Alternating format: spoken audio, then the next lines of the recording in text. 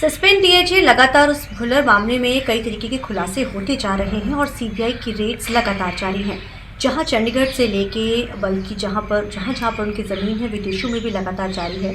अब इसको लेकर कई तरीके के सवाल खड़े हो रहे हैं। हमारे साथ इस समय बड़े ही सीनियर ऑफिसर पंजाब पुलिस में रहे हैं चट्टोपाध्याय सर मौजूद हैं। उनसे समझते हैं कि आखिर चीज़ें कैसे होती हैं। सर, जिस तरीके के साथ ये पूरा मामला हुआ, जब इतने बड़े रैंक के सवाल जब आते हैं, जिसको हम कहा जाता है कि जो पूरी स्टेट संभाले, जब उन्हीं को फ्री करप्शन के चार्जेस लगते हैं, तो आपको लगता है कि नेक्सस छोटा भी बहुत बड़ा होता है? नेक्सस बड़ा है तभी तो चल रहा है। बड़े नेक्सस के अलावा ये चल कैसे सकता है? अकेला एक इंसान ऐसे काम कर नहीं सकता। इसको सपोर्ट कोई ना कोई पॉलिटिकल सपोर्ट होगा, कोई ना कोई ब्यूरोक्रेटिक सपोर्ट होगा, कोई ना कोई जुडिशल सपोर्ट होगा, मीडिया सपोर्ट। इन सब से जब सपोर्ट होता है तब ये जाके सिंडिकेट बनता है, तब ये काम होते हैं। कोई भी एक अगर खड़े होकर सवाल पूछ ले, चाहे पॉलिटिकल लीडर, ब्यूरोक्रेसी से कोई, पुलिस में कोई सीनियर, जुडिशरी में कोई सवाल, क्योंकि आफ्टरऑल इन्हें जरा पैसा गलत कमाया कोई गलत काम करके, तो ये सारे ਦੀ ਨਿਗਾਹ 'ਚ ਆਂਦਾ ਨਾ ਹੀ ਕਿਸੇ ਮੀਡੀਆ ਵਾਲਿਆਂ ਨੇ ਪੁੱਛਿਆ। ਇਹ ਅੱਜ ਜਾ ਕੇ ਜਦੋਂ ਐਕਸਪੋਜ਼ ਹੋਏ ਨੇ, ਅੱਜ ਤੱਕ ਮੀਡੀਆ ਵਾਲਿਆਂ ਨੇ ਕਿਉਂ ਨਹੀਂ ਪੁੱਛਿਆ ਵੀ ਕੀ ਕਰਦਾ ਰਿਹਾ। ਜੁਡੀਸ਼ਰੀ 'ਚ ਜਿਹੜੇ ਕੇਸਾਂ 'ਚ ਇਹਨੇ ਧੱਕਾ ਕੀਤਾ ਹੋਣਾ, ਜੁਡੀਸ਼ਲ ਫਾਈਲਸ 'ਚ ਗਈ ਹੋਣੀ, ਸੋ ਦਿਸ ਜਾਂਦਾ ਸਾਰੇ ਨੂੰ ਕਿ ਵੀ ਗਲਤ ਹੋ ਰਿਹਾ। तो किसी ने कभी कोई सवाल नहीं किया इस बार। तो इस करके किसी ना किसी cover up support, tacit support, connivance, कुछ भी कहो होनी है, ता जाके ये चीज़ ये इस लेवल तक पहुँचती है। सर, सरकारां तो बदलती रहती हैं, 5 साल एक सरकार, कई बार 10 साल रिपीट करती, लगता है कि वो सपोर्ट तो बिना, क्योंकि एक ऑफिसर जो डीआईजी लेवल ऑफिसर होगी और लंबे समय तक रहा होगा, कई SSP भी रह चुके होंगे, उस तो बावजूद भी क्योंकि इंटैलीजेंस रिपोर्ट तो लगातार जाती है कि सर महकमे च रहे हो, लगता है कि कई बार चीज़ा आप मतलब आई वॉश कर देंगे या आप साइड निगलैक्ट कर देंगे, उसके पीछे कारण भी क्या होंगे? फायदा होंगे नहीं, कारण तो ऑब्वियस होंगे भी इंटरेस्ट होंगे, हर एक का इंटरेस्ट होंगे, ताई इन्हों ओवरलुक कर दें भाई। कोई भी सानू पता होंगे, नॉलेज से होंगे, पर्सनल इंटरेस्ट है हर एक का, किस करके उन्होंने इग्नोर कर देंगे। ਤੁਸੀਂ ਵੀ ਇਸ ਦਾ ਡਿਪਾਰਟਮੈਂਟ ਵਿੱਚ ਰਹੇ ਹੋ ਸਰ, ਕਿਉਂਕਿ ਆਪਾਂ ਨਹੀਂ ਕਹਿ ਸਕਦੇ ਕਿ ਸਿਰਫ ਇੱਕ ਹੀ ਨਾਲ ਲੱਗਦਾ ਹੈ ਕਿ ਇਸ ਦੇ ਪਿੱਛੇ ਬਹੁਤ ਸਾਰੇ ਹਜੇ ਹੋਰ ਵੀ ਹੋਣੇ, ਕਿਉਂਕਿ ਹੁਣ ਸੀਬੀਆਈ ਨੇ ਹਾਲਾਂਕਿ ਸਰ ਲਗਾਤਾਰ ਰੇਡਸ ਜਾਰੀਆਂ ਹਨ ਵਿਦੇਸ਼ਾਂ ਦੇ ਵਿੱਚ, ਚੀਜ਼ਾਂ ਤਾਂ ਸਰ ਇਹ ਪਹਿਲਾਂ ਵੀ ਹੁੰਦੀਆਂ ਹੋਣੀਆਂ ਤੇ ਹੁਣ ਇੱਕਦਮ ਤੋਂ ਚੀਜ਼ਾਂ ਨਿਕਲ ਕੇ ਆਈਆਂ नहीं। ਹੁਣ फड़िया गया था, निकल के आई है। ये तो कई कर रहे हैं, आज भी कर रहे होने, कई कर रहे होने, पहले भी करते सी, पर किसी ਨੂੰ ਜਦੋਂ तक सैटअप नहीं चाहता कि ये चीज़ एक्सपोज होए, वो नहीं हो सकता। जिवें मैं विजिलेंस सीगा, जिन्हें अफसर बारे मैं लिख के भेजा, जिते अप्रूवल आ गई उससे कार्रवाई हो गई, जिते नहीं अप्रूवल आई वो चीज़ उत्थे रुक गया। ठीक है ना। तो कई अफसरों के खिलाफ असी रिपोर्ट देने हाई कोर्ट च, 5-5 साल रिपोर्टा नहीं खुलती, तो फिर कार्रवाई की होनी है। कुछ रिपोर्टा हुण भी बंद पई है। तो क्वेश्चन इज कि ये नहीं कि पता नहीं है, ये तो रिकॉर्ड चीज़ा है।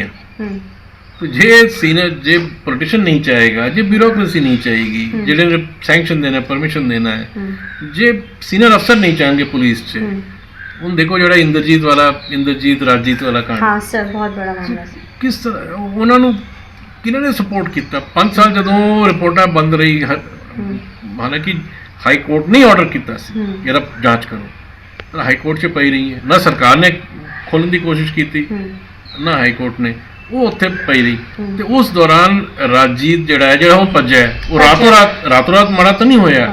तो वो 5 साल उस विजिलेंस से भी रहा, SSP फ्लाइंग स्क्वाड रहा, जिथे कि ਉਹਦੇ ही खिलाफ केस सीगा, उत्थे ही वो SSP विजिलेंस रहा, जबकि हाई कोर्ट ने कहा सी यदि उत्थे पोस्टिंग नहीं होनी चाहिए, उसके बावजूद उत्थे पोस्टिंग होनी है।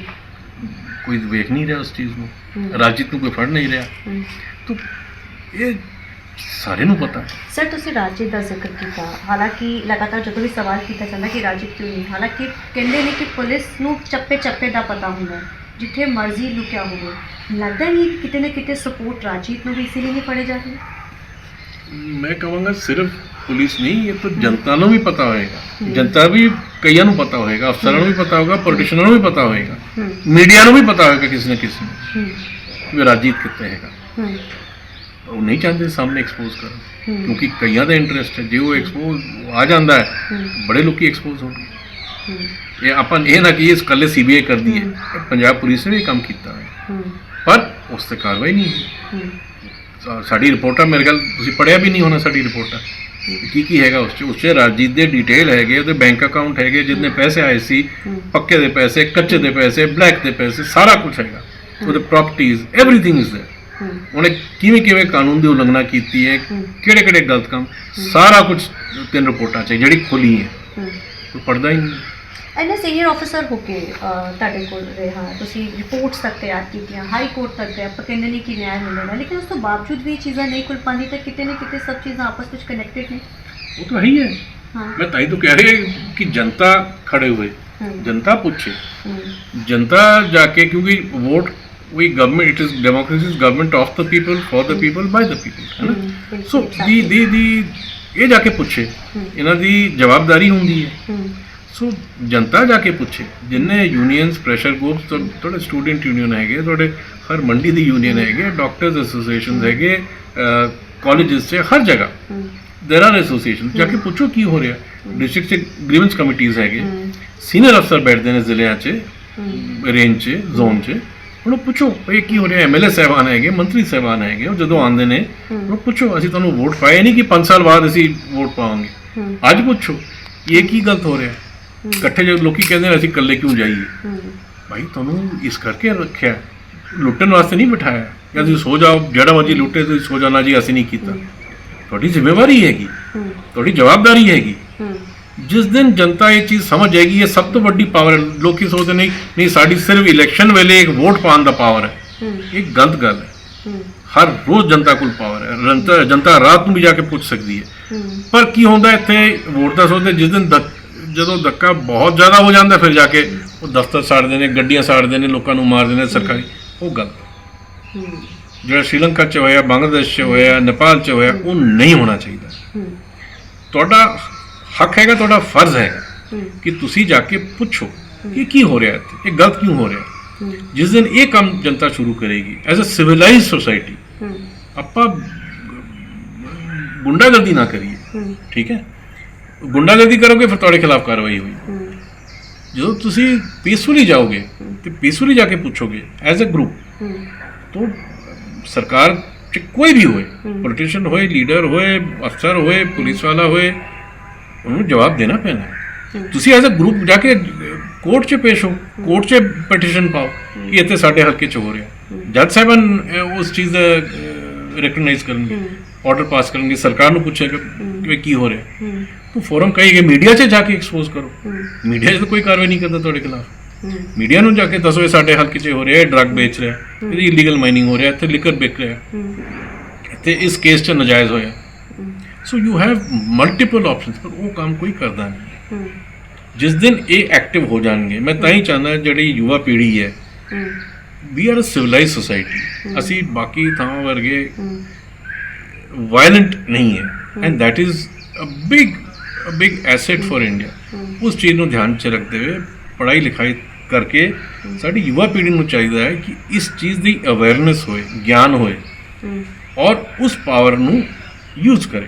सर नहीं लगता कि DIG भुल्लर हो गया या फिर ਆਪਾਂ ਰਾਜੀ ਦੀ ਗੱਲ ਕੀਤੀ ਹੈ, ਐਵੇਂ ਦੇ ਬਹੁਤ ਸਾਰੇ ਮਹਿਕਮੇ ਵਿੱਚ ਲੋਕੀ ਨੇ, ਤੁਸੀਂ ਵੀ ਦੇਖੇ ਹੋਣਗੇ, ਤੁਸੀਂ ਰਿਪੋਰਟਾਂ ਤੱਕ ਤਿਆਰ ਕੀਤੀਆਂ, ਤੇ ਕਿਤੇ ਨਾ ਕਿਤੇ ਇਹਨਾਂ ਨੂੰ ਇਸ ਲਈ ਵੀ ਅਗਰ ਸਾਈਡ ਲਾਈਨ ਕਰ ਦਿੱਤਾ ਜਾਂਦਾ, ਦੇਖਿਆ ਨਹੀਂ ਜਾਂਦਾ ਹੈ, क्योंकि सर ये तो है नहीं कि एक दिन की चीज़ है, तो पुराने समय से चली आ रही है। ये ओवर पीरियड ऑफ टाइम, ये कल एक सरकार की गल नहीं, कई सरकारों से चलते आ रहे हैं, सारे दी सांझ होंदी है, सारी दी मिली भुगत होंदी है। लगता है कि हुण DIG भुल्लर मामले ਦੇ ਵਿੱਚ ਅੱਗੇ ਤੇ ਰਾਜੀਤ ਨੂੰ ਫੜਨ ਦੇ ਵਿੱਚ ਵੀ ਇਸੀलिए ਨਿਕਲੇਸੀ ਕੀਤੀ ਜਾ ਰਹੀ ਹੈ। नहीं वो तो पहले सीगा, पर हुण तो उम्मीद है कि लोग जागरूक हों, सवाल पूछन सरकार को, है ना, तो ताई जाके बदलाव आएगा तो पंजाब अगे बढ़ेगा। नहीं तो पंजाब वर्गे स्टेट जो नंबर 1 होंदा सी, अज क्यों इन्ना पिछड़ा है, क्यों कोई डेवलपमेंट नहीं है, क्यों इन्ने प्रॉब्लम्स आ रहे हैं। वही जड़ी भूख हैगी, लालच हैगी, ग्रीड हैगी, वो स्टेट को बर्बाद कर रही है। ठीक है, thank you so much sir, thank you. तो ये थे हमारे साथ बात करने के लिए चट्टोपाध्याय सर, कैमरामैन चंडीगढ़ से TV9 के लिए अमनप्रीत को।